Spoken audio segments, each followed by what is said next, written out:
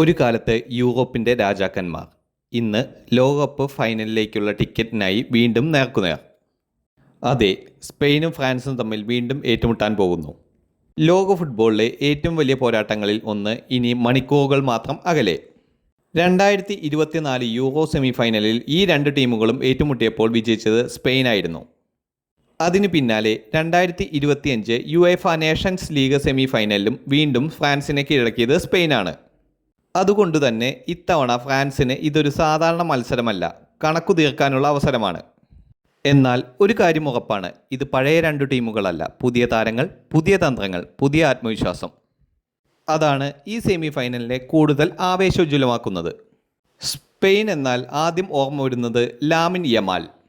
വെറും പ്രായം മാത്രമേ കുറവുള്ളൂ. മൈതാനത്ത് കളിക്കുന്നത് ഒരു പരിചയസമ്പന്നനെ പോലെയാണ്. അവൻ്റെ വേഗവും ഡ്രിബ്ലിങ്ങും ഏത് പ്രതിരോധത്തെയും തകർക്കാൻ കെൽപ്പുള്ളതാണ്.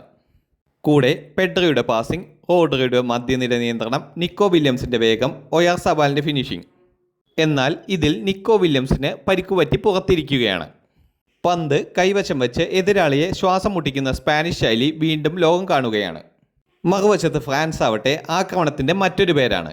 കിലിയൻ എംബാപ്പയുടെ സ്പീഡ്, ഒസ്മാൻ ഡെംബലയുടെ ഡ്രിബ്ലിംഗ്, മൈക്കിൾ ഒലീസയുടെ ക്രിയേറ്റിവിറ്റി, ഡെറീസ ഡുവയുടെ യുവത്വം, ഇവയെല്ലാം ഒത്തുചേരുന്ന ടീമാണ് ഫ്രാൻസ്. ഏത് നിമിഷവും ഒരു കൗണ്ടർ അറ്റാക്കിലൂടെ മത്സരം മാറ്റിമറിക്കാൻ കഴിയുന്ന ടീമാണ് ഫ്രാൻസ്. പിന്നിൽ സലീബയും ഉപ്പുമെക്കാനോയും മതിൽ പോലെ നിൽക്കുമ്പോൾ മുന്നിൽ ഗോൾ മഴ പെയ്യിക്കാൻ തയ്യാറായി എംബാപ്പയും സംഘവും കാത്തിരിക്കുന്നു. ഈ ലോകകപ്പിൽ ഫ്രാൻസ് ശക്തമായ ആക്രമണ ഫുട്ബോളാണ് കളിച്ചിരിക്കുന്നത്. എന്നാൽ സ്പെയിൻ അതിന് വിപരീതമായി പന്ത് കൈവശം വെച്ച് കളിയുടെ വേഗം നിയന്ത്രിക്കുന്ന ടീമാണ്. അതുകൊണ്ട് ഈ മത്സരം രണ്ട് രാജ്യങ്ങളുടെ പോരാട്ടം മാത്രമല്ല, രണ്ട് ഫുട്ബോൾ തത്വങ്ങളുടെ ഏറ്റുമുട്ടലാണ്.